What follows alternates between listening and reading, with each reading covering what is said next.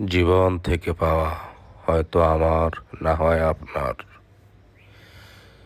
জীবন চলার পথে মাঝে মাঝে আমরা এমন কিছু জায়গায় এমন কিছু ধাক্কা খাই, এমন কিছু অভিজ্ঞতা অর্জন করি যেটা আসলে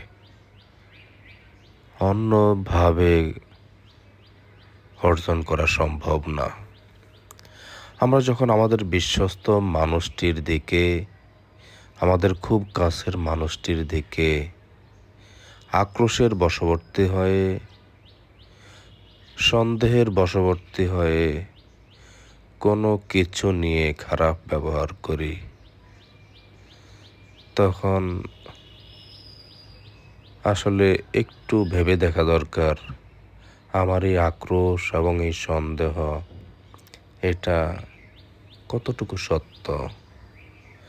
আসলে এভাবেই আক্রোশ এবং সন্দেহের বশবর্তী হয়ে যখন আমরা কারো সাথে খারাপ ব্যবহার করি, তখন বুঝতে হবে তার মনের অবস্থাটা কি।